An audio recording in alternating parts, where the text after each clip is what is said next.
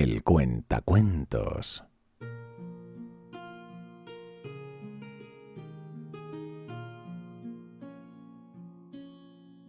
Este relato pertenece a la serie sobre la historia de Warhammer 40.000. Gracias a la web Wikihammer 40K por permitirme compartir contigo este relato. Si te gusta mi contenido, ayúdame para poder seguir haciéndolo cuando te suscribes, le das a like y dejas un comentario. Ahora, acomódate y déjate llevar por esta historia.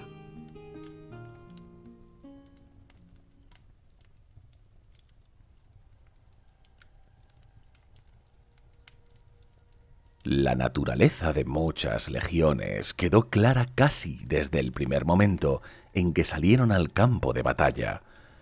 Pero el propósito de los 1000 hijos se desvelaría solo lentamente, como una oscura flor, pétalo a pétalo. La 15ª nació tardíamente en el proceso de creación de las legiones astartes. La conquista de Terra ya era completa. Luna había caído y las legiones primogénitas habían empezado a someter al resto del sistema solar. La gran cruzada estaba a punto de comenzar, iniciando el ciclo de conquistas que la haría extenderse a través de las estrellas, y las fuerzas de muchas legiones habían empezado a aumentar al tomar reclutas de entre los enemigos conquistados. La unificación ya no era el trofeo a alcanzar, y las llamas de la verdad imperial ya no podían quedarse confinadas en Terra. Fue una época de transición, un tiempo de finales y principios, y en este período nació la 15ª Legión. La creación de la Legión estuvo marcada por las tormentas, las grandes tempestades disformes que habían aislado la antigua Terra durante la vieja noche, habían vuelto a entrar en ebullición, y se dijo que el fuego brujo iluminó los cielos, y el miedo y la revelación volvieron a acechar el paso del sol y mancharon la luz de la luna. Los casos de mutaciones y emergencias psíquicas se dispararon a nuevas cotas. Los transportes espaciales se quedaron atrapados en los puertos y una oleada de pánico barrió al naciente imperio con tanta fuerza que provocó una dura respuesta de los sirvientes del emperador para tratar de aplastar de nuevo la renacida sierpe de la superstición en la recién unificada Terra. Fue un tiempo que hoy se señala en los anales de los días y las crónicas de los años como la canción de los cielos de sangre entre los duramente afectados cónclaves de Nordafrik, y como el desgobierno espiral para las casas nobles de las ciudades placa ecuatoriales, pero la mayoría de los registros oficiales lo conocen como la primera tormenta. En este período, el emperador parece haber permanecido totalmente inmutable ante la resurgencia del fenómeno que había acosado tanto tiempo la humanidad, y dejó la respuesta necesaria al juicio de sus sirvientes civiles y militares. Con el impulso de sus conquistas contenido por esta repentina borrasca del Empíreo, el emperador, según los registros disponibles, simplemente centró sus energías en otros asuntos con tal prontitud que podría implicar tanto preparación como previsión, y se cree que varias ramas del imperio deben su origen formal a estos tiempos, en especial la naciente Hermandad Silenciosa y los Centinelas Negros del Astra Telepática. Pero quizás el más importante de sus actos fue la creación de la 15ª. Al principio pareció ordinaria en comparación con otras protoformaciones de legiones astartes, excepto porque estuvo claro que se estaban siguiendo criterios muy deliberados y exigentes en su reclutamiento, mucho más estrictos que en el resto de otras legiones. Los aspirantes que serían ascendidos a la legión eran, de hecho, tomados de los dominios quizás más estables, leales y culturalmente sofisticados de Terra, y los candidatos fueron finamente cribados. Los principales orígenes fueron el Imperio Aqueménida, los enclaves de los señores del fuego de Oaus y el dominio Kashai.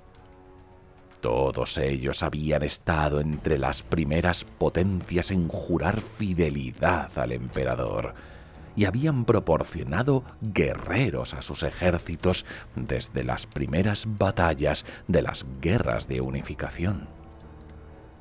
Todos ellos también poseían poblaciones prácticamente libres de las impredecibles mutaciones que afectaban a tantos niños de Terra. Se sabe que otros aspirantes de la 15ª también procedían de lugares de el resto de Terra, pero en cantidades tan pequeñas que no merecían la pena de hacer mención al respecto. Por otra parte, a pesar de que la escrupulosa selección de candidatos auguraba un lento crecimiento de los números de la legión, se compensaba con una mayor tasa de éxito en la implantación e integración de la semilla genética de la 15ª legión, la cual era notoriamente alta.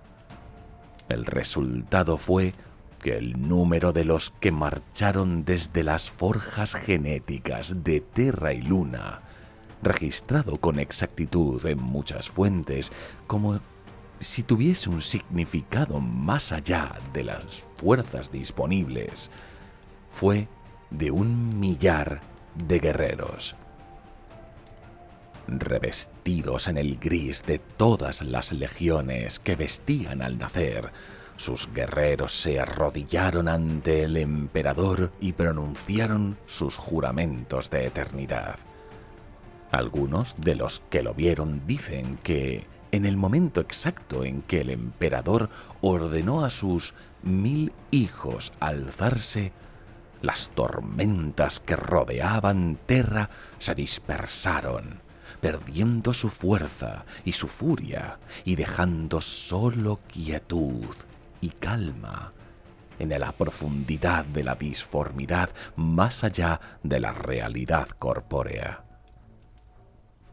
Al principio había poco que distinguiese a la 15ª legión, a pesar de su auspicioso nacimiento y del honor que les había concedido el emperador.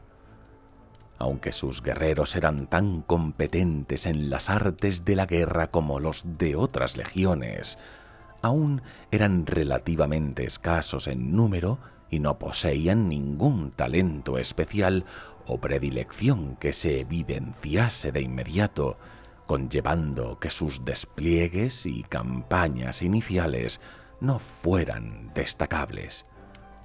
En las madrigueras de nubes de Próxima Tercero asaltaron a las blasfemias transgénicas de las podridas ciudades alienígenas.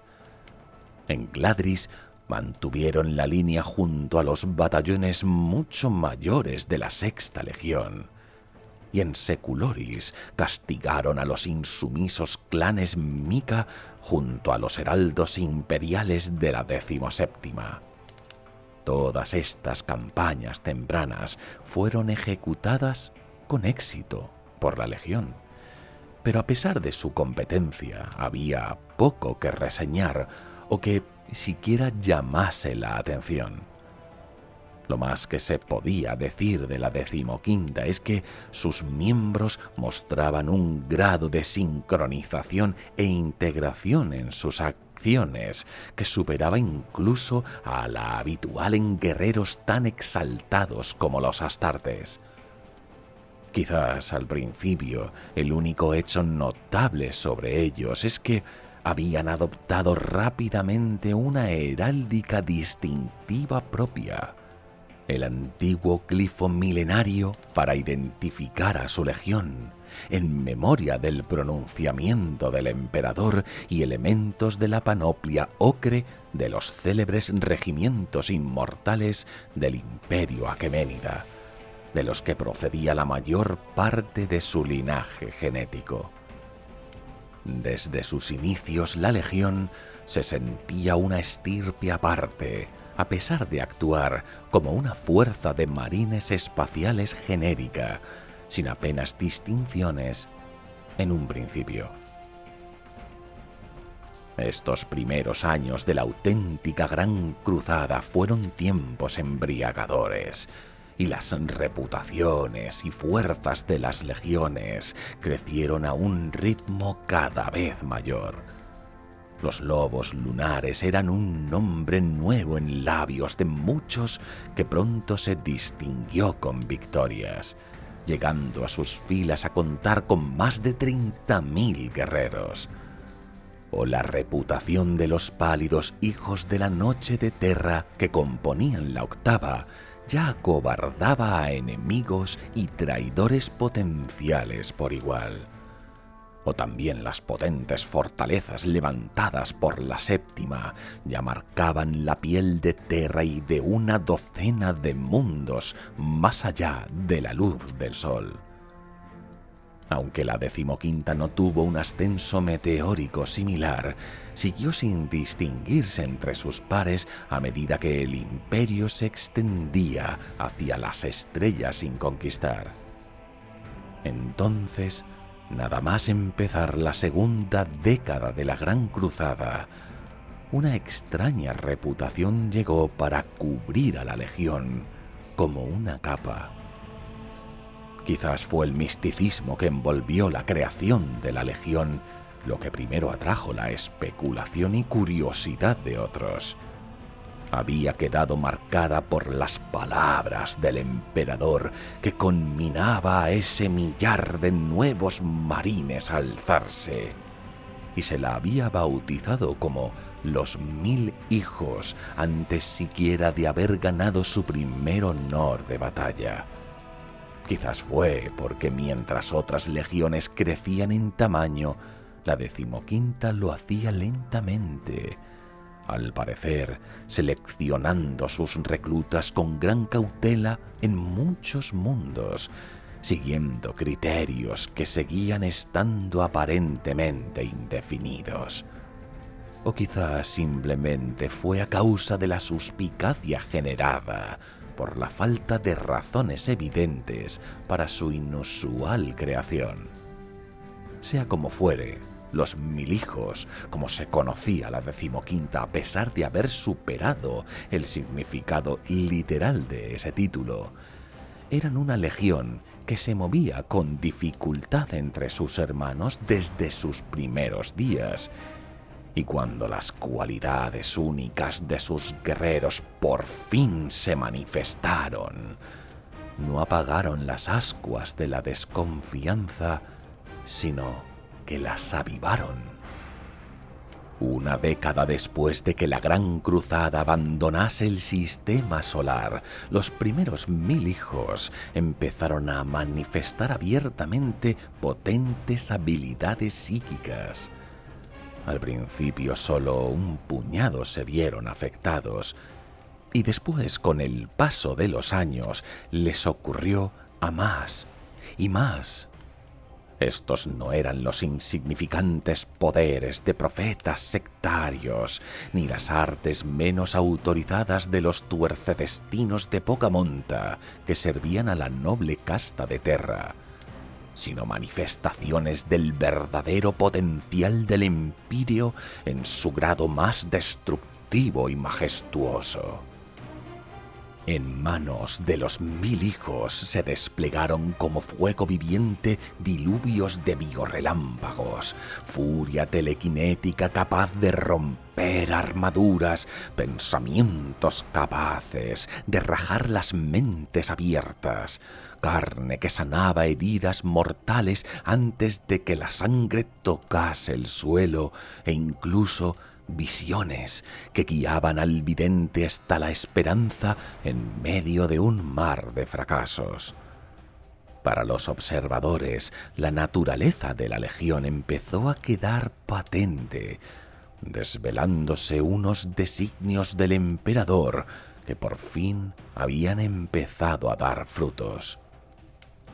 La cuidadosa selección de reclutas, los métodos ocultos de criba, la meticulosa preparación de los guerreros de la legión y hasta la escasa cantidad de aspirantes potenciales parecían ser parte de un propósito claro. En su sabiduría, el emperador había creado una legión que combinaba el potencial psíquico de la humanidad con la alquimia genética de los astartes. En el campo de batalla, aunque eran escasos en número, los 1000 hijos resultaban un enemigo tan impredecible como letal para los oponentes de la Gran Cruzada. Pero este mismo éxito alimentó la suspicacia de sus hermanos. Para aquellos que habían vivido las guerras de unificación, el psíquico era, en el mejor caso, un instrumento ocasionalmente necesario, y la mayoría de veces una abominación que destruir. Así fue como, a medida que cada vez más 1000 hijos manifestaban sus capacidades, el aura de curiosidad que los había seguido desde su nacimiento se convirtió en una nube de desconfianza e incluso hostilidad abierta. Algunos entre sus legiones hermanas se negaron a combatir junto a ellos, especialmente durante el florecimiento inicial de sus poderes. En Ostratis, la tercera legión retiró sus naves cuando una compañía de la 15ª se unió a la campaña para tomar las colonias de las estrellas Thin. Durante la campaña de Colgren, el contingente de los incursores del crepúsculo se negó a mirar, escuchar o hablar a ninguno de los 1000 hijos presentes, tratando con ellos solo a través de intermediarios y servidores. Unas pocas fuentes fragmentarias de la época afirman que incluso Horus, que en ese momento era el único primarca activo en la Gran Cruzada, expresó directamente su preocupación al emperador sobre el creciente poder de los 1000 hijos y propuso un plan para diezmar rápidamente a la legión si ésta flaqueaba. La respuesta del emperador a semejante cuestión no se acuerda ni fue registrada, pero un hecho es indudable. A pesar de todas las expresiones de asco y miedo, e incluso mientras los 1000 hijos salían a combatir envueltos en llamas arcanas, el emperador contuvo su censura y permaneció en silencio. Esos primeros años no estuvieron marcados solo por la discordia o el aislamiento. Las victorias se acumulaban al paso de los 1000 hijos por las estrellas. Victorias ganadas de forma espectacular, victorias que se convertían en historias que llenaban a sus oyentes de horror y de asombro.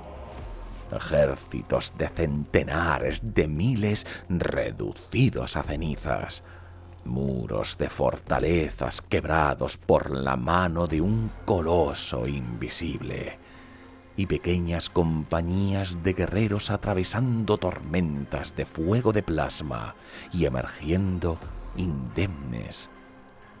Además de estas historias de destrucción, hay relatos enumerados en registros que no admiten dudas.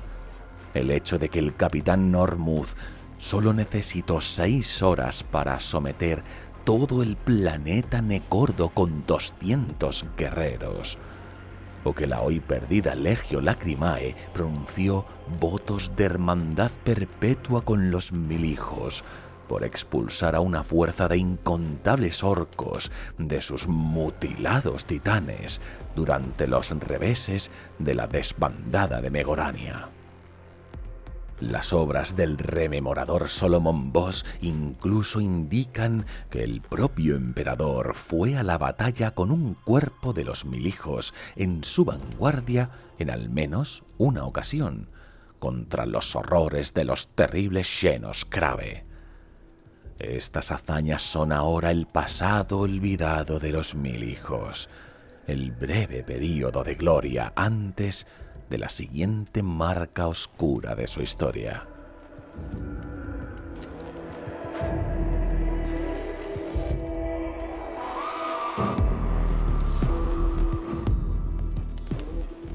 La 15ª siguió siendo una legión pequeña, incluso a pesar del ascenso de su estrella marcial. Mientras las fuerzas de otras legiones aumentaban por millares o incluso decenas de millares, la 15ª crecía en números más modestos y a veces incluso encogía cuando la guerra se cobraba su precio inevitable. Media década después de su éxodo de Terra, los Milijos aparecen en la mayoría de registros con un tamaño no superior a 10.000 guerreros. En comparación, los Lobos Lunares, la legión más grande de ese momento, contaba con casi 5 veces ese número. Parte de esto se debía a que la legión aceptaba muy pocos reclutas, pero había más factores que limitaban su expansión. Aunque cosechaban reclutas en los mundos conquistados como todas las legiones, las cifras tomadas por los Milijos eran pequeñas en comparación con las levas en masa de los Lobos Lunares en Cetonia o las de los heraldos imperiales entre sus enemigos sometidos. Pero no puede negarse que durante este periodo lo que les faltaba en números lo compensaban en efectividad. La gran mayoría de la legión había desarrollado ya poderes psíquicos completos de algún tipo, aunque con niveles de capacidad ampliamente distintos, y muchos de los demás parecían albergar alguna tendencia menor. Pero a pesar de su poder, seguían siendo poco numerosos. Por eso, cuando el desastre llegó, casi los destruyó. Empezó en Bethant. Efectivos de los capítulos 2 y 5 de los Milijos habían recibido la misión de someter a los humanos adoradores del sol de ese fértil planeta. Sin embargo, los bezantinos eran reacios a abandonar sus templos dorados y las órdenes susurradas por sus sacerdotes cegados por el sol. Eso hubiera sido de escasa importancia si no fuera porque la población estaba contaminada hasta la médula por la hechicería y la brujería. Todo el sacerdocio era escogido entre aquellos que podían escuchar la luz de las estrellas, y las tradiciones del culto habían moldeado a la población para que de todos los niños nacidos, 1 de cada 10 fuese bendecido de ese modo. Cuando la legión desembarcó en Bethant, no fue recibida con espadas o armas de fuego ni ejércitos, sino con fuego, pesadillas y el rugido de la materia en disolución. Fue un enemigo cuyas artes entendían, pero que rara vez habían afrontado a tal escala. La legión contraatacó usando sus propios poderes, tan decidida a demostrar su maestría psíquica como la duodécima habría deseado probar sus sangrientas habilidades contra un cuerpo de soberbios guerreros enemigos en una batalla brutal. No hay registros sobre la batalla salvo los de los propios Mil-Hijos, los cuales narran como si los elementos fundamentales de la propia existencia hubiesen combatido ese día. Nubes de relámpagos rajaron huracanes de escombros y los aullidos de batallas invisibles se elevaron a través del aire ardiente. La legión nunca había sido puesta a prueba de este modo. Sus guerreros aplicaron todas sus habilidades y fuerzas a la batalla, pero aún así no podían quebrar a los sacerdotes bizantinos. Entonces, mientras el duelo psíquico provocaba una lluvia negra, la presión se rompió y el alarido de un solo marine espacial resonó en todas las mentes del planeta. El nombre del guerrero que cayó en ese momento no está registrado. En lo que queda del libro de los días y el tránsito de los Mil-Hijos, recuperado de las carbonizadas bibliotecas de Prospero, se lo denominó simplemente como Dáleth, y es representado con una sola letra de una lengua ya extinta. Lo que ocurrió es que en el cenit de la batalla, la sustancia del cuerpo del guerrero cambió. Aceitosos flujos de carne maleable se derramaron por su destrozada armadura. Sus huesos se fundieron con la materia de su equipo y su sangre se evaporó y coaguló en formas gaseosas en el aire. Todo mientras el guerrero sin nombre pedía piedad con una desesperación tremenda, en un millar de voces silenciosas, proyectadas directamente en cada mente de la legión. Sus hermanos lo mataron entonces, reventando su carne en pedazos con fuego de Volter y bañando los restos en llamas purificadoras, hasta que no quedó de él nada más que ceniza y polvo. En ese momento los que estuvieron presentes juraron guardar en secreto el destino de su hermano ante todos los ajenos a la legión. Los relatos que tenemos ahora de este singular suceso solo existen por lo que ocurrió después, cuando ya no había esperanzas de guardar los secretos, ni redención por guardarlos. Por un tiempo después de Bezant, la legión pareció inalterada ante las miradas externas. Incluso entre sus filas el sentimiento era que Bezant había sido una aberración, una casualidad única y terrible provocada por las energías psíquicas desatadas en la batalla contra los bezantinos. La gran cruzada continuó y la legión siguió conquistando, mostrando constantemente niveles cada vez mayores de fuerza psíquica. No sabemos cuánto pasó antes de que ocurriera un segundo Dáleth. Solo los Mil-Hijos saben la verdad.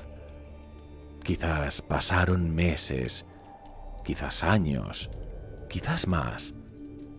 Pero un segundo surgió, y después un tercero, y sus cuerpos se disolvieron en energía disforme, mutando sin control. La legión dio un nombre literal a la maldición que había caído sobre ella. Lo llamaron el cambio de la carne. Los Mil-Hijos lucharon para controlar lo que les estaba ocurriendo y para mantenerlo en secreto, pero ambas empresas estaban condenadas.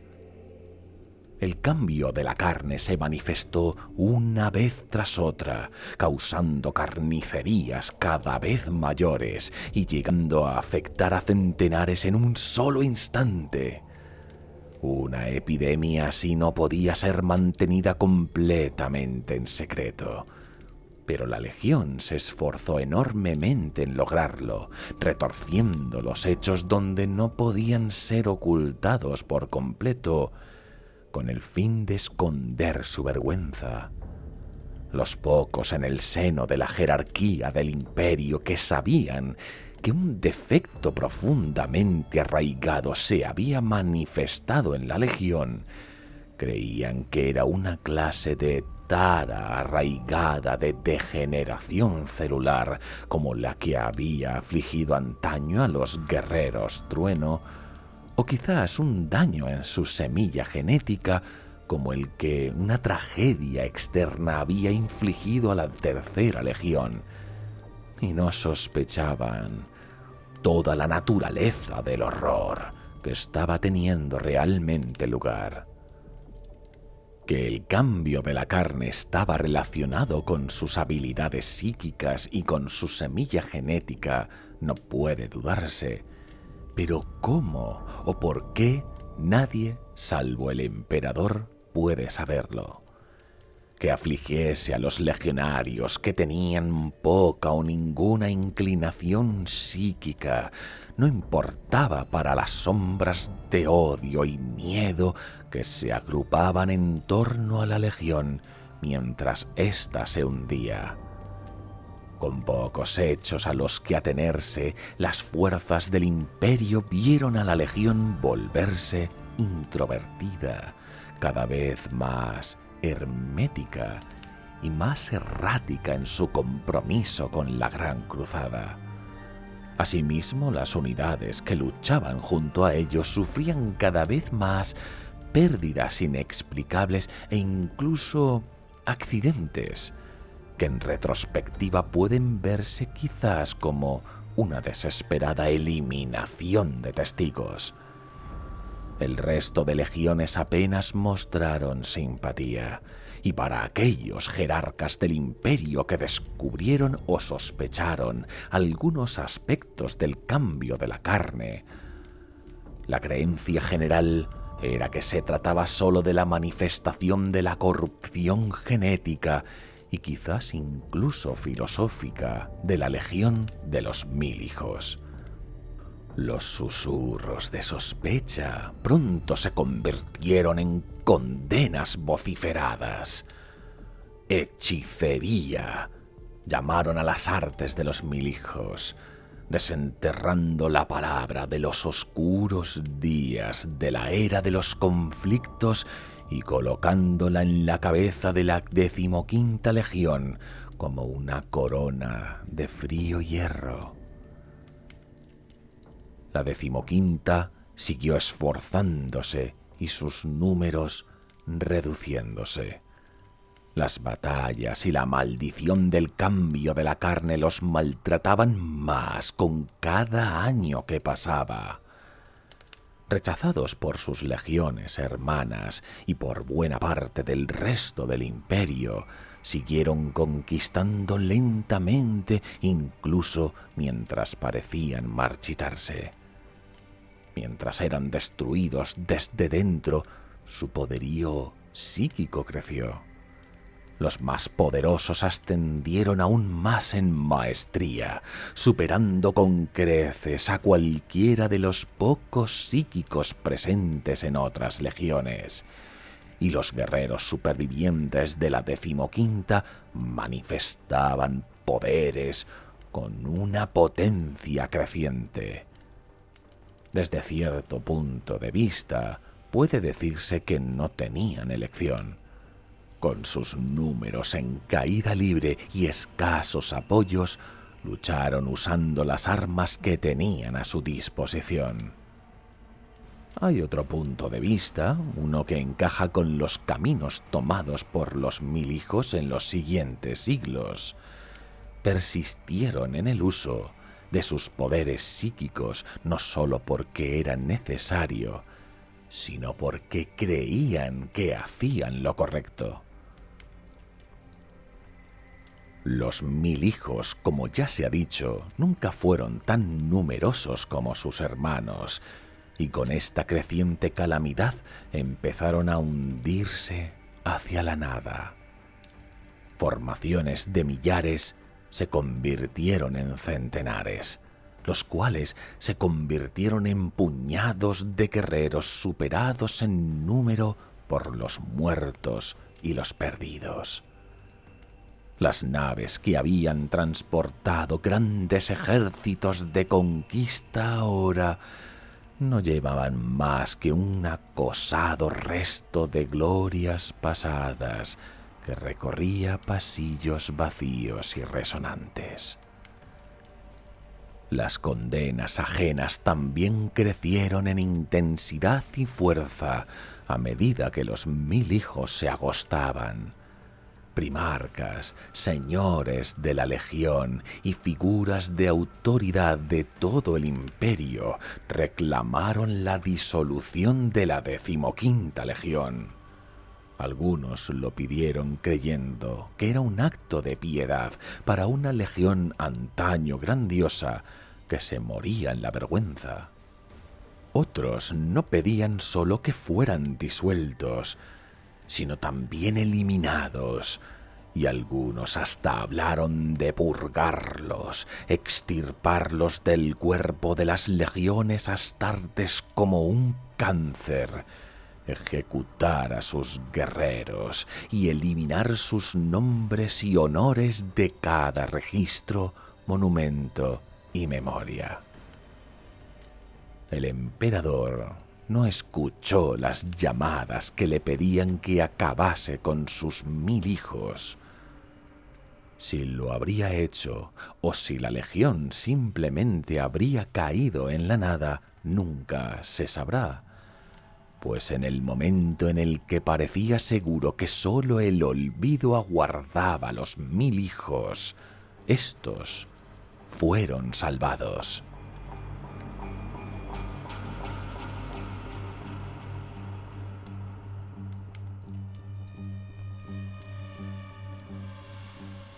La larga noche de la era de los conflictos sumió la mayor parte de los mundos de la humanidad en el ostracismo y la oscuridad, condenando a sus diferentes sociedades a regresiones culturales y sociales, hasta el punto de arrastrarles a las edades de las cavernas.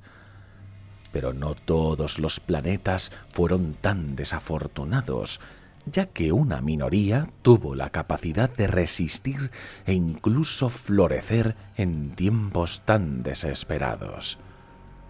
Prospero era una joya pulida brillando solitaria en la larga oscuridad de la noche. Al menos eso parecía en el momento de su descubrimiento. Había logrado elevarse sobre la barbarie que asoló la mayor parte de la humanidad en la galaxia. Este ascenso no había sido tecnológico, sino que se debía a las mentes de su pueblo, mentes moldeadas por antiguos desastres y las necesidades de la supervivencia. Prospero era un mundo que variaba entre altas montañas y profundos océanos, exuberantes bosques y resecos desiertos, una nueva tierra legendaria. Los antiguos humanos prosperinos habían construido ciudades y naciones en cada rincón de esas tierras. Pero en algún momento durante la oscuridad que la humanidad llama la vieja noche, la calamidad había golpeado Prospero y casi había borrado su población de la existencia. Los sucesos exactos de este desastre nunca fueron descubiertos, pero parece probable que en algún punto los humanos de Prospero experimentaron un repentino incremento de potencial psíquico. Estas tormentas de emergencia psíquica dejaron sus huellas en muchos mundos durante la era de los conflictos y rara vez acabaron en algo distinto de una absoluta catástrofe. Hasta hoy, en Terra y en cientos de otros mundos, los recuerdos persisten en historias de horror incesante, transmitidas desde aquellos oscuros tiempos, y con motivo. En Prospero, la terrorífica naturaleza de semejante oleada solo puede adivinarse, pero tras ella llegó una segunda calamidad. Los Psychoneuin son criaturas depredadoras de pesadilla que viven tanto en la disformidad como en la realidad. Atraídos por individuos de potencial psíquico, su ciclo reproductor exige que sus huevos se gesten en la mente de un psíquico vivo dentro de nuestra realidad. Con el florecimiento psíquico del pueblo de Prospero, los Psychoneuin habían encontrado el nido perfecto y se arremolinaron sobre su mundo en una infestación de una categoría inusual a lo largo y ancho de la galaxia.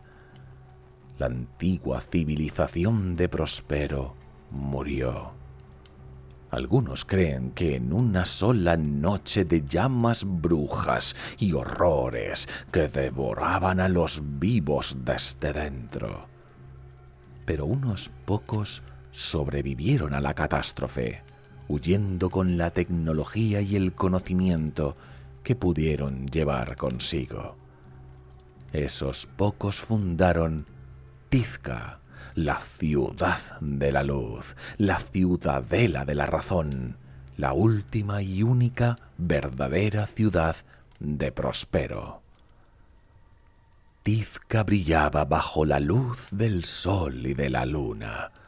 Sus pirámides cubiertas de cristal artificial se alzaban hacia el cielo azul entre el brillante mar y un círculo de montañas nevadas, y albergaban a los amos de la ciudad.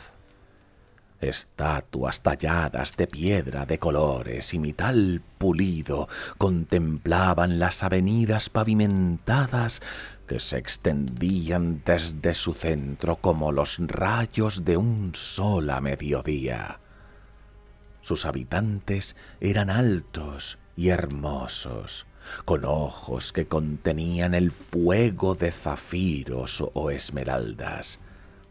Pasados milenios desde los cataclismos y la plaga de los Psychoneuin, el potencial psíquico de los descendientes de los supervivientes no había decrecido.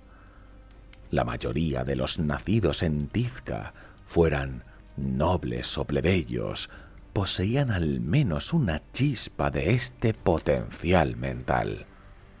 Estas capacidades podrían haber condenado a la ciudad de no ser porque aprendieron a controlar sus poderes. Las tradiciones crecieron a la par de los edificios de Tizca, escuelas de control mental, meditación y concentración trascendente. Mantenida a salvo por estas prácticas, la humanidad resistió en Prospero, pero nunca volvió a florecer más allá de los límites de este santuario. Más allá de Tizca y de su entorno cultivado, el paisaje permaneció prácticamente vacío de vida humana, acechado por los inquietos fantasmas de un pasado perdido. Las ruinas seguían salpicando el paisaje bajo una capa de polvo vegetación, y el viento cantaba a través de sus huesos como los ecos de antiguas pesadillas. La gente llamó a esa extensión vacía la desolación, y se negaba a visitarla salvo en caso de absoluta necesidad.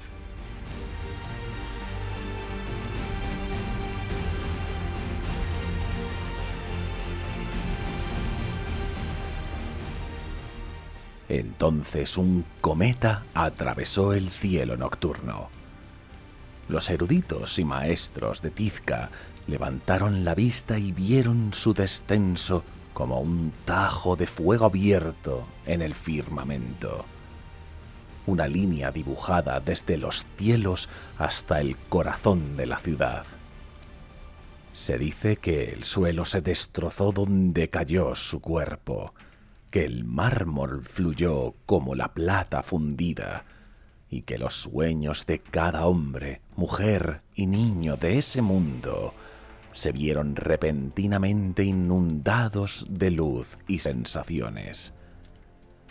Gritos de terror mezclado con asombro resonaron por toda la ciudad.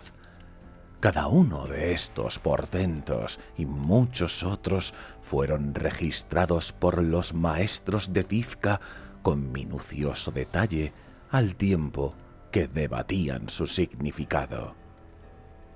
Al acudir al lugar del desastre, la plaza central de la ciudad, lo que se suponía un cometa era en realidad una cápsula dorada, y de su interior emergió un niño de pelo rojo.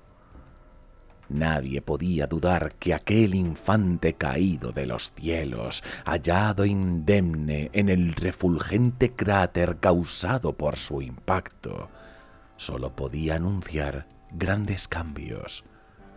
Aunque si estos serían para bien o para mal, nadie podía decirlo con seguridad.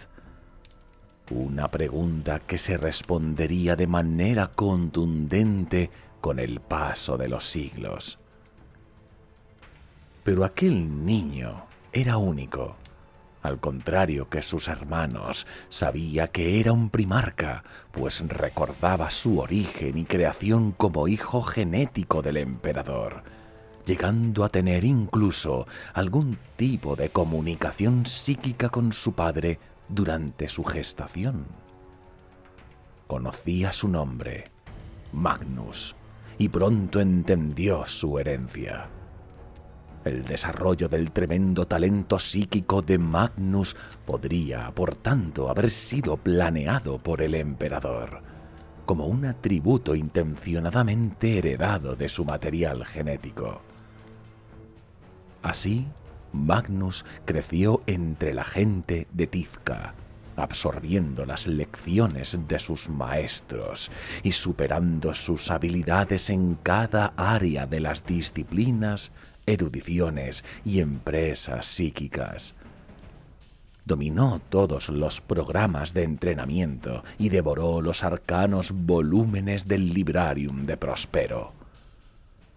El principal de sus tutores era un hombre llamado Amón, al cual se le consideraba el mayor sabio de su pueblo. Pero al contrario que otros tutores, probablemente irritados al ver sus propios logros superados por un alumno, Amón entendió que el potencial de Magnus le llevaría a convertirse en algo que era mucho más de lo que él podría llegar a ser jamás.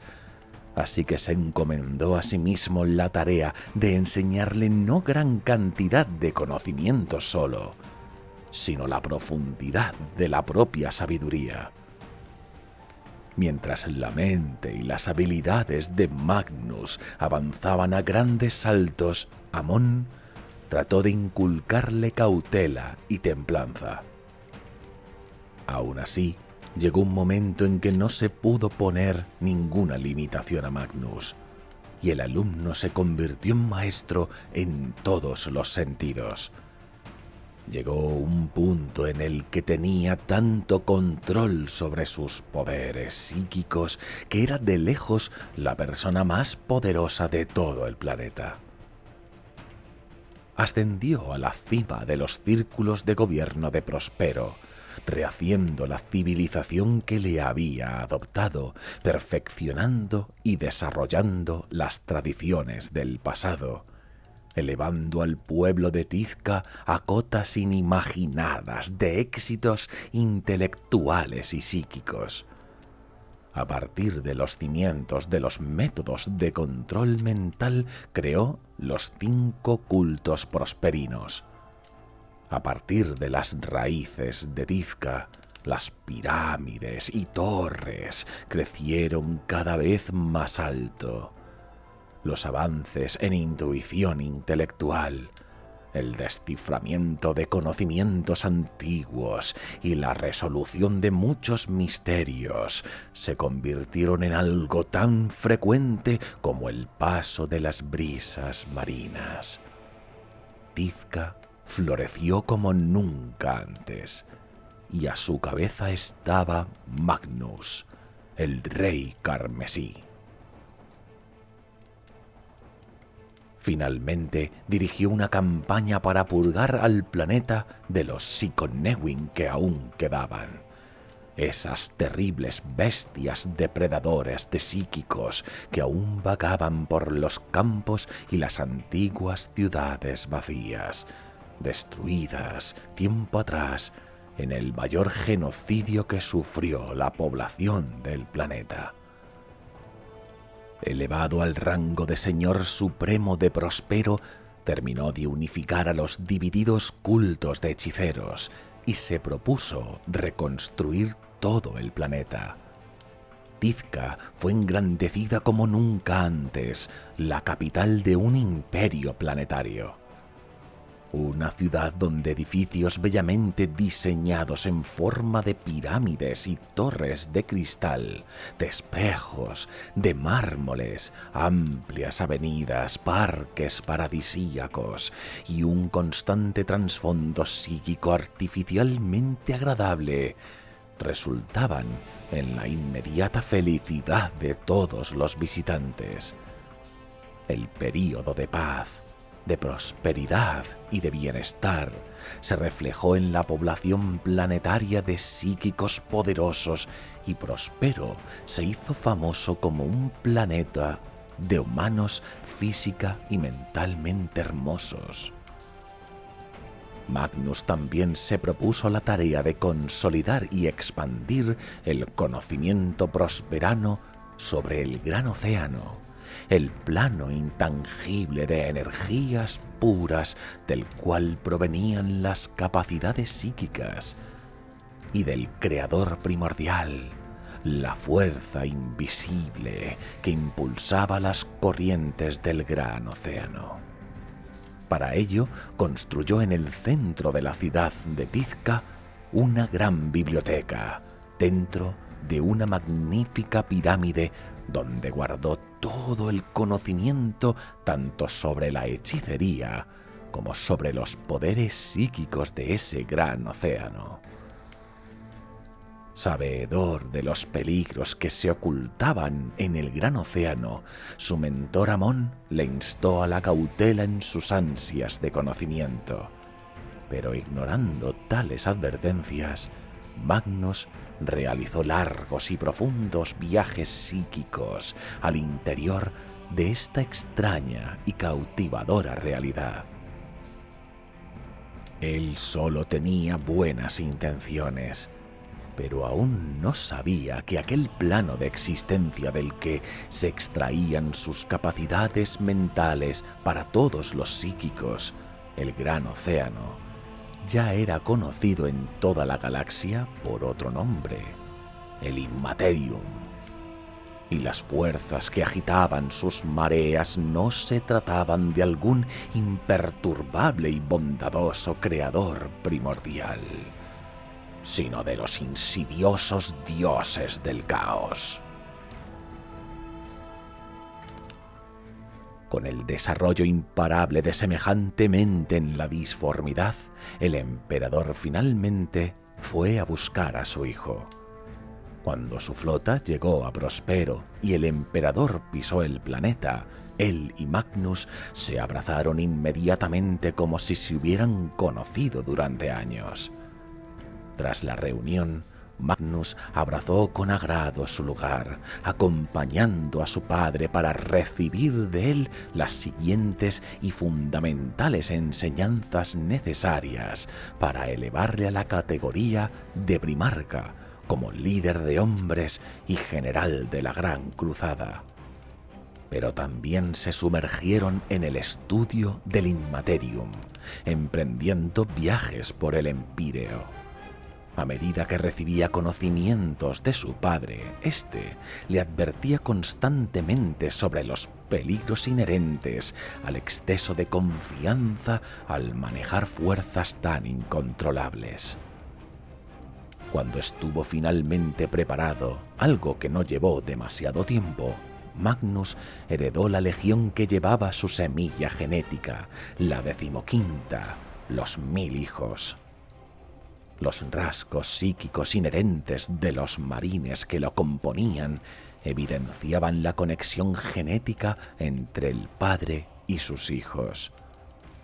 Sin embargo, la semilla genética de la legión era genéticamente inestable, lo que a menudo causaba mutaciones indeseadas, rechazo de implantes e inestabilidad mental. Este conllevó que se situara muy por debajo del número estándar de efectivos requeridos, haciendo que su supervivencia peligrara. Se dice que cuando Magnus se hizo cargo de la 15ª, el nombre de los 1000 hijos era desesperadamente exacto. La maldición del cambio de la carne y las reticencias del resto de las fuerzas imperiales a los métodos de combate de la 15ª le impusieron un estigma que hacía que muchos reclamaran que se disolviera y se eliminase a sus integrantes. Sin embargo, Magnus pidió que se le diese una oportunidad para encontrar la forma de parar las terribles mutaciones. Así lo hizo el emperador, y tras varias décadas de esfuerzos, las investigaciones del primarca tuvieron finalmente éxito. Las aberrantes mutaciones cesaron. Este logro tuvo un coste visible, pero otro oculto. El primero, Magnus perdió su ojo derecho, y la piel sobre éste quedó lisa como si no hubiera habido una cuenca ocular. Pero el segundo, para detener las mutaciones, Magnus contactó con aquello al que llamaba el creador primordial, y éste le reveló la cura. Poco sabía entonces, a pesar de sus vastos conocimientos, con quién realmente hizo el pacto, ya que era un ser mucho más oscuro y retorcido. Este, a cambio de la solución al problema, instó a Magnus a que abrazara sus estudios del Empíreo con más ahínco, animándole a abrazar con más arrogancia su poderoso don psíquico y que persiguiese formas de hechicería cada vez más insidiosas e implicadas.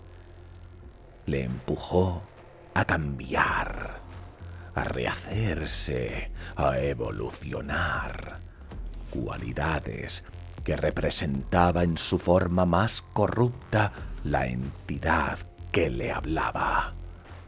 Tzeentch, el dios del caos de la transformación.